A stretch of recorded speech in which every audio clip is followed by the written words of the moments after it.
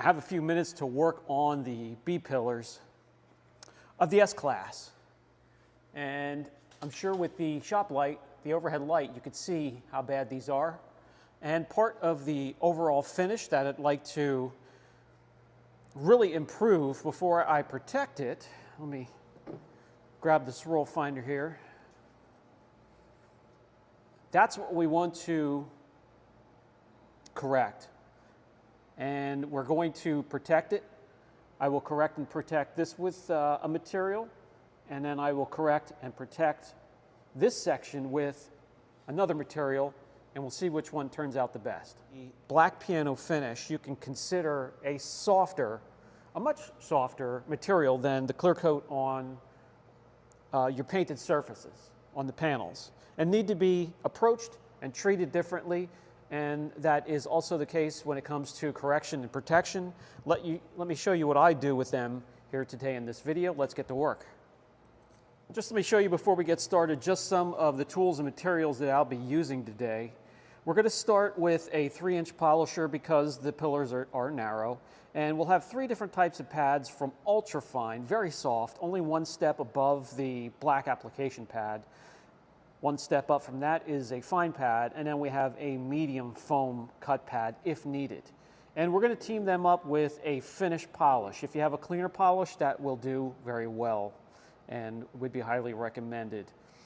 A panel prep, a couple microfiber towels, your PPE, gloves, however far you want to go with that. Some tape, scissors, paint protection film, squeegee, solutions for the film, and coating, ceramic coating. And today we have our new blue collar 10. This is super slick. This is our newest coating. And without further ado, let's get to work. The very first thing that I would like to do, since these pieces of trim are surrounded all the way with plastic and rubber seals, is to tape that off.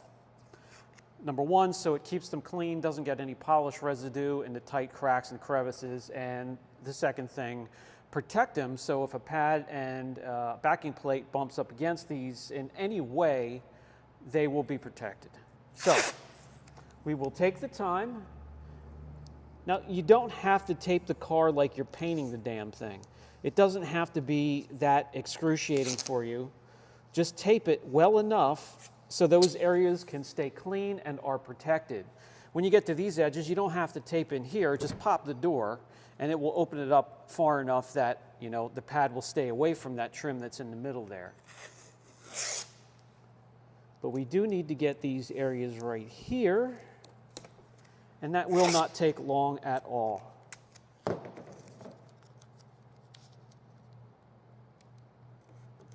There's that one. Tear a piece off. There is that one.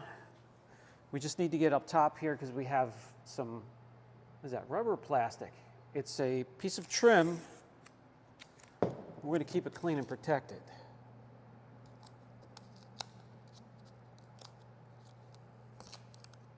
My favorite masking tape for this, which I don't have, and it's getting harder and harder to find in my area, is the lime green 3M precision masking tape. It's very thin, you can almost see through it, but it bends and it twists and it turns and it has fantastic adhesive, does a great job protecting trim on vehicles.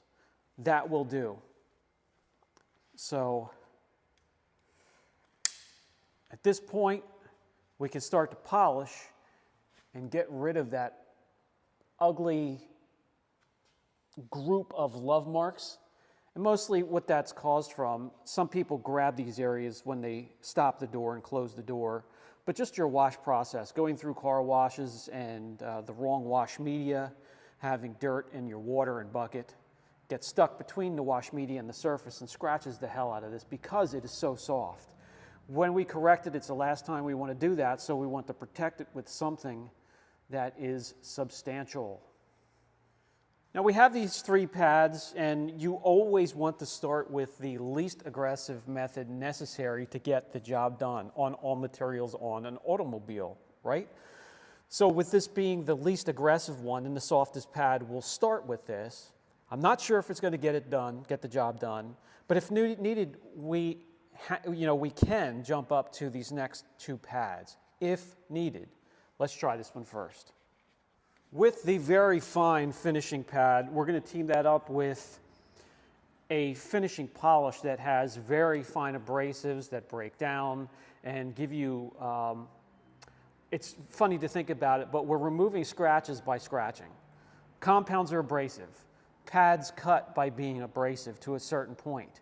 And these team up to keep scratching the area until it shaves down the damage and leaves such fine scratch marks the naked eye can't see it, and it actually looks glossy. It's crazy to think about it, but that's the way we correct surfaces. Just going to get a couple small drops on here. You don't need a whole lot. We're not working on a large surface area.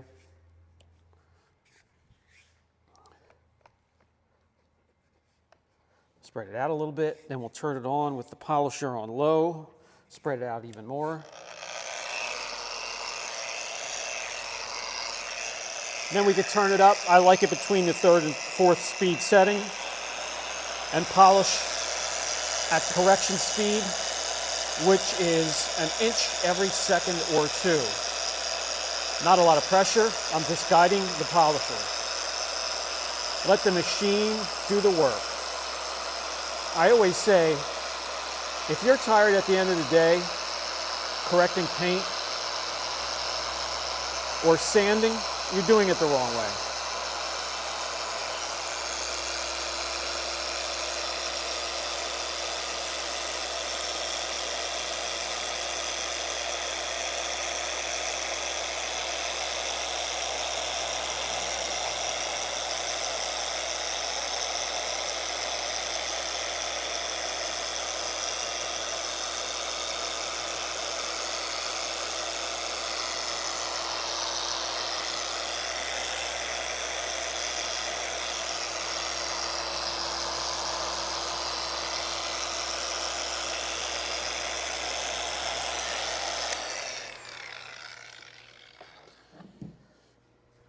Okay, and you can actually even see the transfer.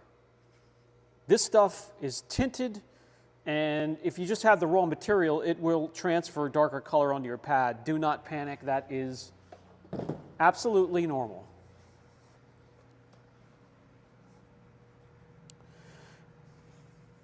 Now to wipe the polish residue off of these, I will grab a very plush microfiber somewhere around 400 or 500 GSM with no edges, no stitching.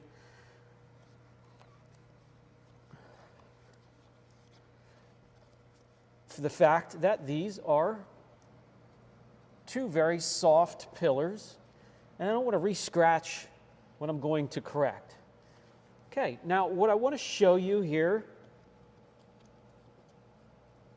is that unfortunately this combination was just a little too weak for the damage that the material had on it. Let me bring you in.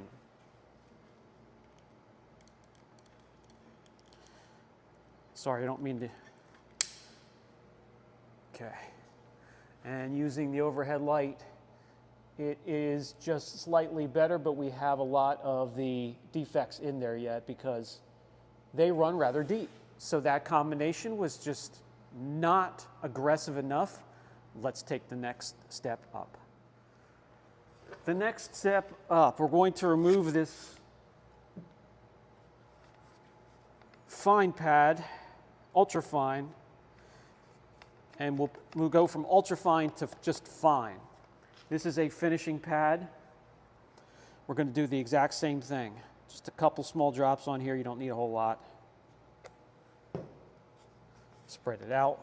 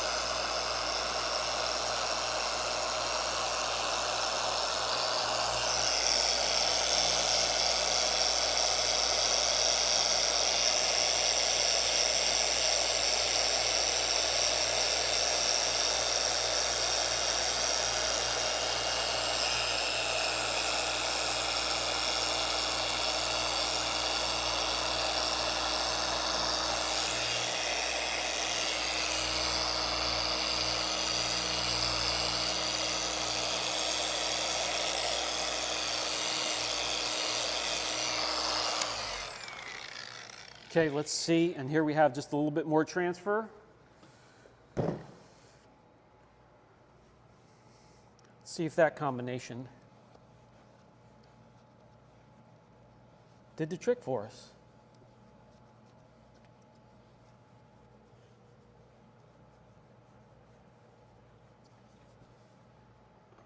And we'll use the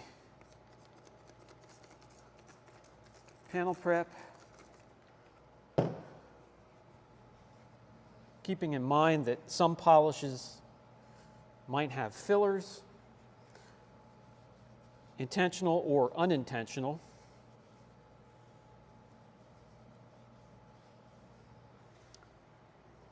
All right, I'm going to have to get rid of the tape here. We're starting to pull tape adhesive from the masking tape itself and smearing it on the material. So I'm going to remove that. Again, that's why I love the precision tape more than anything else. And hit it with a panel prep one more time.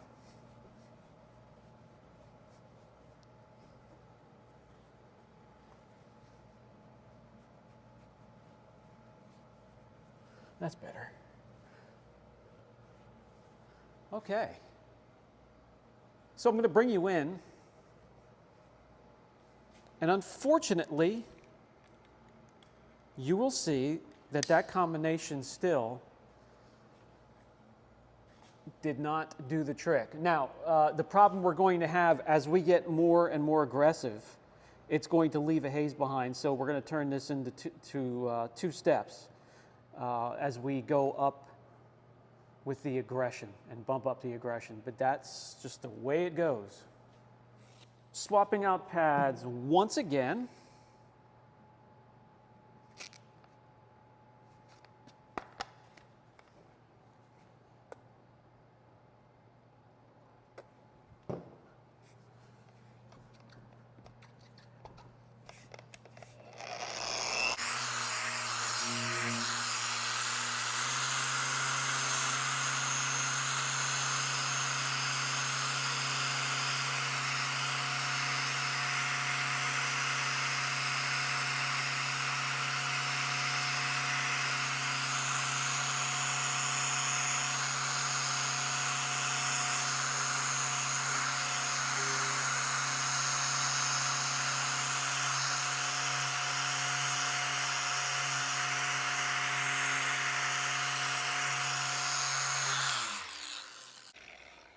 Transfer, and this is about as far as we want to go. No matter what is left, we've now polished it 3 times, and there's not a whole lot of protective membrane on top of the actual color to begin with, so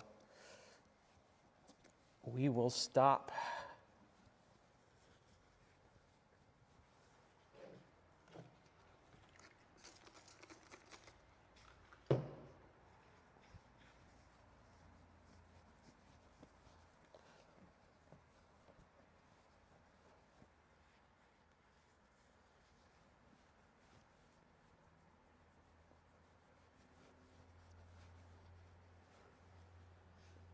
All right, much better. Not perfect, but a lot of improvement, and I'm going to stop there because, again, not a whole lot of material. A nice, brilliant gloss, a little bit of a haze left behind. It would be a good idea to swap back over to the very ultra-fine pad and finish up. But that will do. So let me do that, and then we'll move on to the protection step. Okay, there are 2 ways to protect these now that we have them looking a little bit better, actually a lot better. The first way to do it is going to be what I would suggest as being the best way to protect these, and that is with paint protection film, especially this one here, where when the door opens, some grab these areas to stop the door and actually close the door, holding on to those, and they will scratch. And with film, you need to spray a slip solution on there first. That will allow the film to float until you get it into the position of your into the desired position. So as you can see, you get it on here and it floats. So you can move it, you can position it, and it won't harm the adhesive doing it that way. Let's get a little bit more back there. Sometimes the more moisture, the better. Get it on there flat. Make sure it's lined up.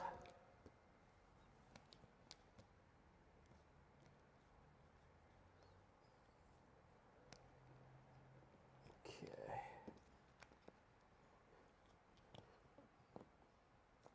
There we go. That looks pretty good. Now, we want to hit the top of the film with your slip solution as well. By the way, I'm showing you this because you can buy these kits, I believe even on Amazon, or you can order these kits from film companies. They are already pre-cut to fit, or you can buy a roll off of Amazon and do what I'm doing right here. That's why I wanted to show you. This is a custom cut and a custom install. So now that we have the top of the film wet, what we want to do is get our water solution. Some use an alcohol solution. We don't use alcohol at all, just water, and flush out the top. So what you're doing is up here, you're flushing away the slip solution, and then when you squeegee away or squeegee the slip solution and water out from under the film, it's making contact. The film adhesive is making contact, and it is going to grab there. So if you need to pull down on the film and stretch, that will hold it. So that's a great anchor point. A little bit of moisture on top, a little bit of flushing water down below so we get an anchor point down here when we get here. And from top to bottom, we're just going to squeegee out the moisture.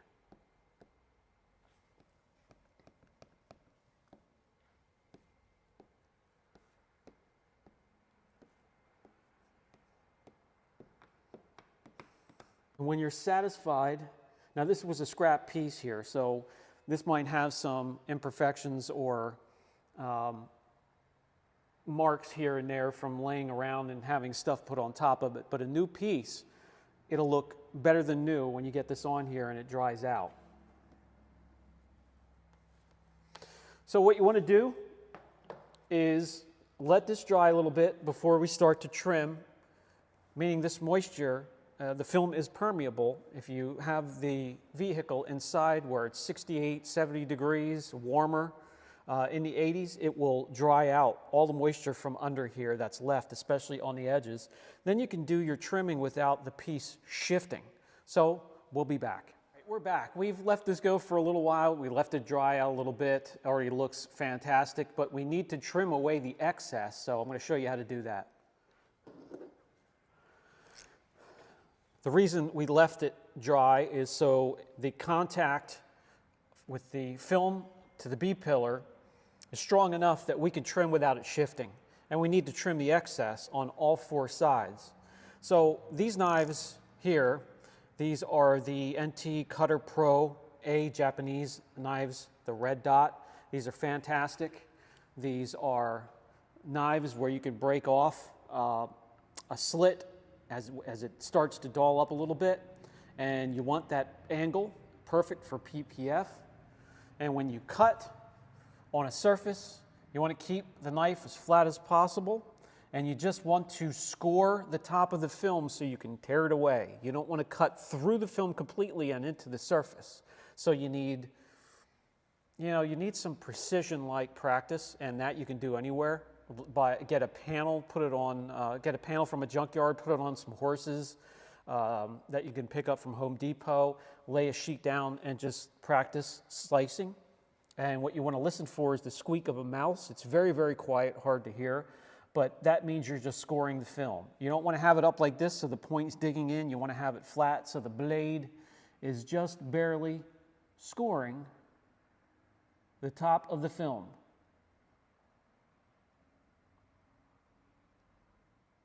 Concentrate, run the knife all the way down through.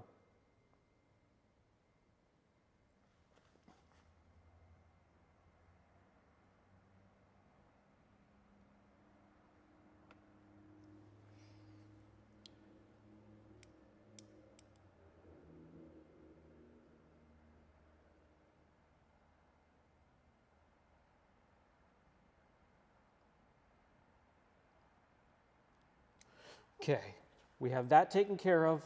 We lined up the bottom there, so we'll just keep what we have there. It may need to be trimmed just a little bit here, but we'll let that dry out completely. Over here,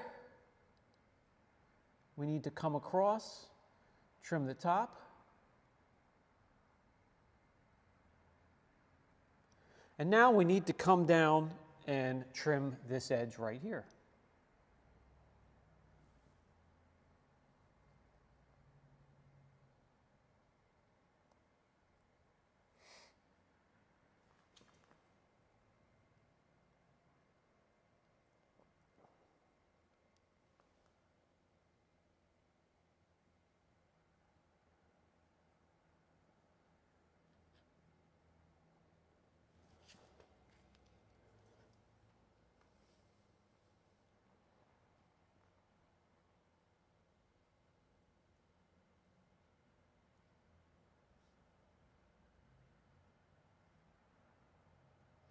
Okay, now just carefully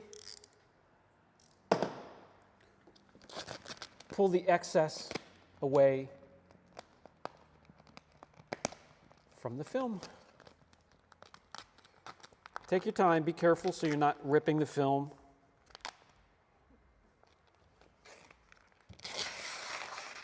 And just like that, you're good to go. Take a microfiber, because now you're going to have moisture at the edges again from what was left underneath. Dry that a bit, dry the edges.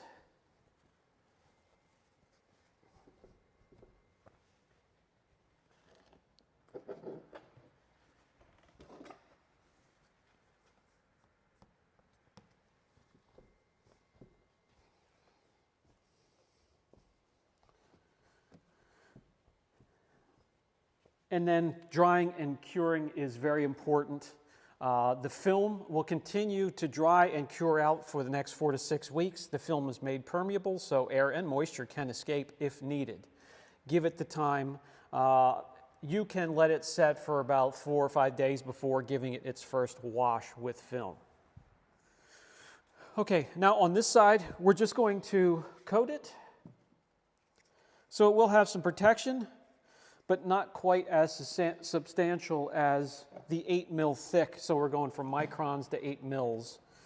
A pretty big difference. And again, we're going to use our BC10 Super Slick.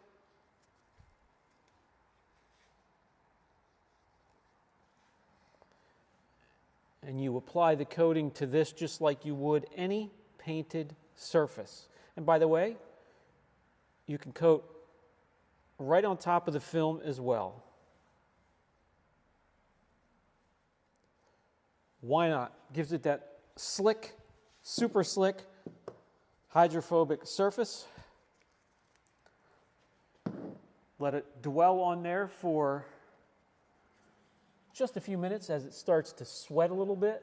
All right, it's a small area, so we did have to give it time to dwell before we wipe off the transfer solution. You'll see it sweat a bit, as mentioned before.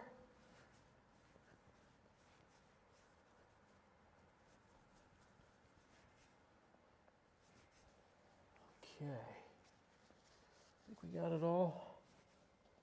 Yes.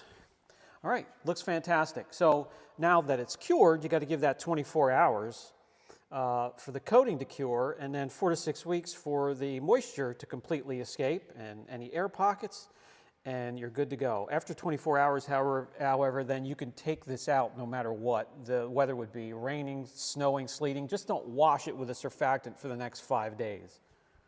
So much better, and with the film being that thick, you can grab it there, close the door, and if you get some minor love marks on there with the film because of the self-healing surface.